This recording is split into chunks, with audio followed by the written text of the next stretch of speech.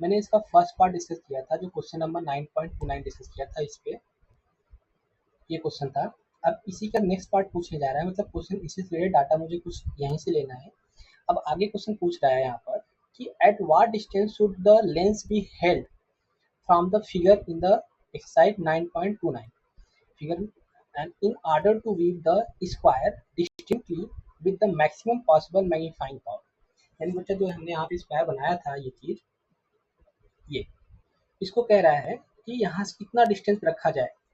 इसको किस डिस्टेंस रखा जाए कि इसका जो बच्चा मैक्सिमम पॉसिबल मैग्नीफाइंग पावर हो कितना होगा। तो वो मैक्सिमम मैग्नीफाइंग पावर के लिए वो इमेज हम अभी मैंने लास्ट में डिस्कस किया था कि जो यहाँ देखो मैं दिखा रहा हूँ, ये कि अगर मुझे मैक्सिमम मैग्नीफाइंग पावर निकालना है तो इमेज आंखों के कितने पास बन सकता है, यानी कि वो नियर पॉइंट कितना होना चाहिए। तो मैंने बताया था बच्चों, वो नियर पॉइंट कितना होना चाहिए, 25 सेंटीमीटर होना चाहिए, जिसको मैं बोलता हूँ eight distance of distinct vision बोलता हूँ, जिसको क्या बोलते हैं बच्चा, eight distance of distinct vision बोलता हूँ।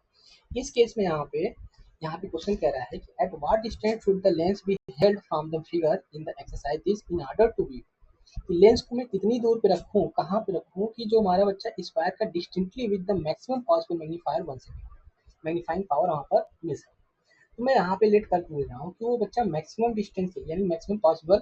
मैग्नीफाइंग के लिए इमेज मुझे कहाँ बनना चाहिए, image should be form on at the distance of distinct vision. यहाँ पे मैं लिख लेता हूँ ए पार्ट के लिए, first part a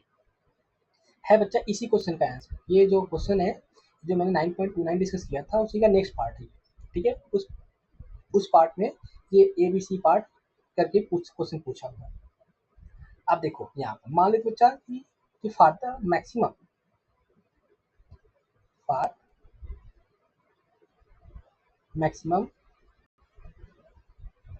possible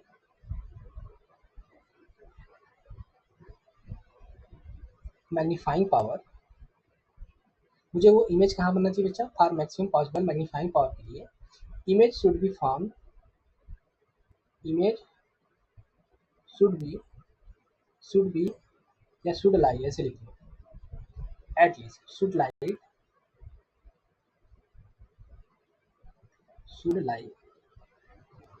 at least 25 centimetre, जिसको बोलते हैं बच्चा एट डिस्टेंस ऑफ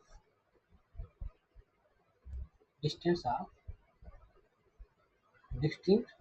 ये देखो इतना डिटेल में इसलिए समझा रहा हूँ क्योंकि कभी कभी क्वेश्चन से ही कुछ चीजें सीखने को मिलती है। आप थ्योरी पढ़ लीजिए, सब कुछ कर लीजिए, डेरिवेशन कर लीजिए, लेकिन जब तक आप प्रॉब्लम सॉल्व नहीं करेंगे, जैसे थ्योरी और डेरिवेशन आपने समझ समझ के किया था, जब तक आप क्वेश्चन को समझ समझ के सॉल्व नहीं करेंगे तब तक आपको ये पूरा कॉन्सेप्ट क्वेश्चन करना नहीं आएगा।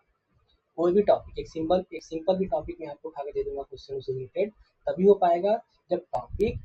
थ्योरी, कॉन्सेप्ट और क्वेश्चन लगाने का तरीका आपको मालूम रहेगा, ठीक है। इसलिए मैं हर चीज़ को लिख लिख के बताता हूँ, करके बता रहा हूँ यहाँ पर कि आपको डिटेल में बता रहा हूँ, ताकि आपको एक बार दिमाग में बैठ गया कैसे कौन सा क्वेश्चन है कैसे सॉल्व करना, फिर तो आपको किसी टाइप का क्वेश्चन मिल जाएगा, आग बंद करके आराम से सब कुछ डायरेक्ट करना स्टार्ट कर दोगे, ये दिया है ऐसे दिया है, क्वेश्चन करके स्टार्ट करना स्टार्ट कर दोगे, ठीक है। अब देखो यहाँ पे कह रहा है कि मैंने वो डिस्टेंस निकाला, यानी पोजीशन ऑफ इमेज हम बोल दे रहे हैं यहाँ पर 25 सेंटीमीटर। पोजीशन ऑफ इमेज ही तो है ये, डी डी क्या एक्चुअली पोजीशन ऑफ इमेज ही है, जो डी हमने लिखा हुआ है यहाँ पे क्या है 25 सेंटीमीटर, मैंने बोल दिया ये चीज, है ना। अच्छा, अब ये focal length of the eye lens कितना मुझे मिला था वहाँ पर डाटा में, 10 सेंटीमीटर, कितना है 10 सेंटीमीटर है, तो राइट आउट हियर 10 सेंटीमीटर, ठीक है। अब इसके लिए मुझे क्या निकालना है बच्चा कि लेंस की पोजीशन क्या हुई। एक्चुअली लेंस की पोजीशन निकालने के लिए बच्चा एक्चुअली मुझे निकालना क्या है, पोजीशन ऑफ ऑब्जेक्ट निकालना है, यानी कि distance between object and lens निकालना है। तो यहाँ पे मुझे निकालना क्या है, ये निकालना है, यानी कि आप ये मैं ऐसे करूंगा, देखो रिगार्डिंग लेंस फार्मूला 1/f=1/v-1/, मुझे यहाँ पे यू निकालना है, तो वैल्यू पुट करते हुए वी और एफ की वैल्यू कैसा लेंगे हम, ये लेंगे, ये प्लस में लेंगे। समझ में आ रहा है मैं क्यों ले रहा हूँ ऐसा क्यों। अच्छा, जो यहाँ पे इमेज देखो, तो इसका इमेज बन रहा होगा, कैसा बन रहा था, निगेटिव बनेगा, क्यों, क्योंकि ये इमेज बच्चा कहाँ लाई करेगा, इस ऑप्टिकल जो हमारा यहाँ पर आई लेंस है, मतलब बोले तो जो लेंस है, लेंस के ऑब्जेक्ट की साइड में ही बनेगा, लेफ्ट लेंस के लेफ्ट साइड में जो भी मेजरमेंट होगा डिस्टेंस का कैसा लिखा निगेटिव। यहाँ पे जब मैं वैल्यू पुट करूंगा क्या, जब मैं वैल्यू पुट करूंगा तो यहाँ कैसे लूंगा निगेटिव साइन लूंगा, ठीक है। 1/f कितना दिया है यहाँ पर 10 सेंटीमीटर है, 1/b भी कितना है माइनस है, तो 1/u इक्वल टू हो जाएगा आपका, इसको इधर ला रहा हूँ 1/10 को इधर लाऊंगा तो -1/, ये एलसीएम लूंगा बच्चे यहाँ कितना आएगा 25 5 आ जाएगा 50 हो जाएगा, ठीक है। ये हो जाएगा 25 गुना 50 और ये हो जाएगा आपका -5, it becomes -1/50, u equal to बन जाएगा यहाँ पे -50/7 डिवाइडेड, तो 749 7 1 7 7 चौक 28 7.14 सेंटीमीटर आ रहा है माइनस का, यू इक्वल टू मिल जाएगा मुझे -1.714, यानी कि बच्चा जो ये लेंस है इसका इमेज, इस शीट का इमेज मुझे मैक्सिमम पॉसिबल मैग्नीफाइंग पावर की बनाना पड़ेगा, तो लेंस को इस ऑब्जेक्ट से कितना रखना पड़ेगा एटलीस्ट 7.14 सेंटीमीटर रखना पड़ेगा, कितना बच्चा यहाँ पर 1.74 सेंटीमीटर रखना पड़ेगा, ठीक है। समझ में आ गई मेरी बात। तो उस केस में जो उसका जो एटलीस्ट नियर पॉइंट मतलब आंखों के कितने नजदीक हो सकता है इमेज एकदम से 25 सेंटीमीटर बनाने के लिए, यानी कि एटलीस्ट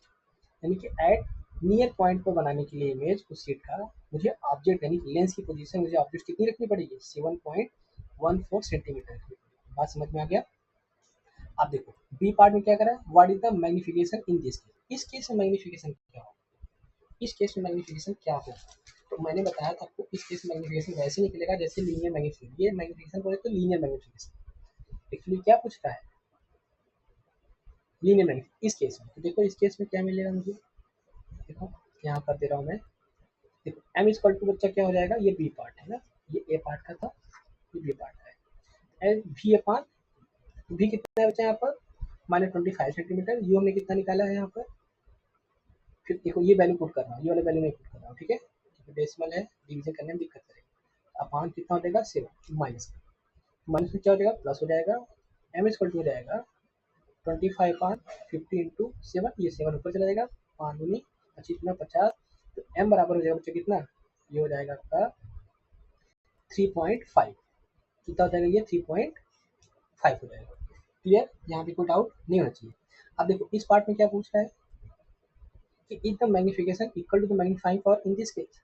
जैसे यहाँ पे देखो इस केस में हमने बताया था कि जो मैग्निफिकेशन आ रहा है यहाँ पे 10 आ रहा है, यहाँ पे कितना आ रहा था, यहाँ पे कितना आ रहा था 2.8 आ रहा था। इस केस में मैंने देखा था कि ये मैग्निफिकेशन पावर और लीनियर मैग्निफिकेशन दोनों इक्वल नहीं हो सकता है, नहीं होगी,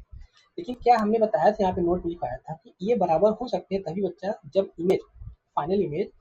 और मैग्निफिकेशन केस में दोनों कहाँ पे बन रहे हो at distance of distant region पे बन रहा होगा, तब उस केस में लीनियर मैग्निफिकेशन और एंगुलर मैग्निफिकेशन क्या होता है बराबर होता है, ये एंगुलर लिखा है मैंने,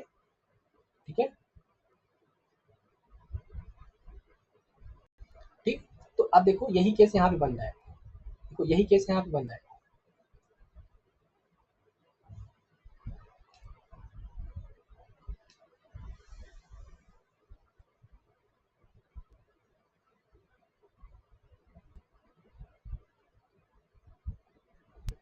ठीक।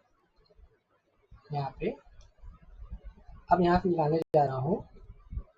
Angular magnification C part, C part में मुझे क्या निकालना है एंगुलर मैग्निफिकेशन यानी मैग्नीफाइंग पावर,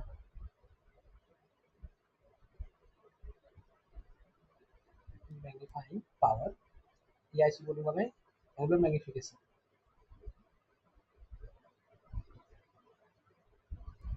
ये हो जाएगा डी अपान, इसी को मैंने लिखा था 1 प्लस डी अपान एफ। तो इस केस में देखो मुझे कितना मिलेगा यहाँ पर बच्चा डी, इसके लिए यू हमने कितना निकाला है यहाँ पर देखो 50/7, तो इस फॉर्मूले से लगाओ चाहे इस फॉर्मूले से लगाओ, ठीक है। समझ में आ रहा है मेरी बात। अगर इससे भी निकालोगे तो कैसे आएगा देखो, पहले इस वक्त निकाला डी इक्वल टू कितना है 25 है, यू कितना है यहाँ पर 50/7, सॉल्व कर लो इसको, तो 25/50 इंटू 7 कट जाएगा, तो ये भी आएगा कितना 3.5। देखो इस केस में मैग्नीफाइंग पावर और लीनियर मैग्निफिकेशन दोनों केस में क्या आ रहा है, सेम आ रहा है। यानी कब, जब बच्चा यहाँ पे कह रहा है कि इमेज कहाँ बन रहा हो, कि वो इमेज कहाँ बन रहा हो, at distance of distinct vision बन रहा होगा, उस केस में ये दोनों का, ये दोनों एक दूसरे के इक्वल सकते हैं। यानी लीनियर मैग्निफिकेशन और मैग्नीफाइंग पावर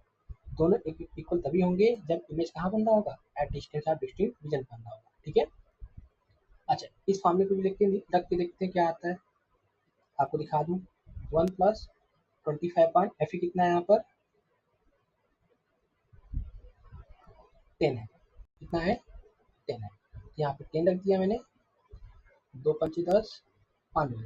देखो 5 के 5 7/5 आ रहा है, 2×5 सॉरी उल्टा काट दिया मैंने, ये 25/10 है ना, यहाँ कितना है 10 है, तो 5×25 5×10 ये हो जाएगा 7/, देखो इसमें भी 7/2 आ रहा है, इसमें क्या 3 पॉइंट, तो आपको चाहे इस फॉर्मूले से लगा लो, चाहे इस फॉर्मूले से लगा लो आप, चाहे इस फॉर्मूले से लगा लो, दोनों की वैल्यू क्या आ रहा है सेम, आपका माइंड में कंफ्यूजन ना हो इसलिए मैंने इससे भी कर दिया, इससे भी कर दिया। ठीक है, ये अलग आया आपका, ये अलग, इससे लगाओगे तो भी 3.5 आएगा, इससे लगाओगे 3.5। ठीक है, तो यहाँ पे आपका थर्ड पार्ट का सोल्यूशन भी हमने करा दिया कि हाँ यहाँ पे लिखोगे एस, यहाँ पे लिखोगे क्या as, as magnification is equal to magnifying power. ठीक है, मैंने यहाँ पे न्यूमेरिक वैल्यू निकाल के दिखाया आपको, क्या है देखो 3.5 यहाँ भी आ रहा है, 3.5 यहाँ भी आ रहा है। ठीक है, यहाँ पे आंसर लिख दोगे आप क्या as magnification equal to magnifying power. ठीक है, अच्छा इसका नेक्स्ट पार्ट भी इसी इसी से क्वेश्चन रिलेटेड बच्चा, नेक्स्ट पार्ट में क्वेश्चन पूछा हुआ है 9.31 में, 9.31 में, तो उस क्वेश्चन को मैं नेक्स्ट वीडियो में डिस्कस करूंगा। ठीक है।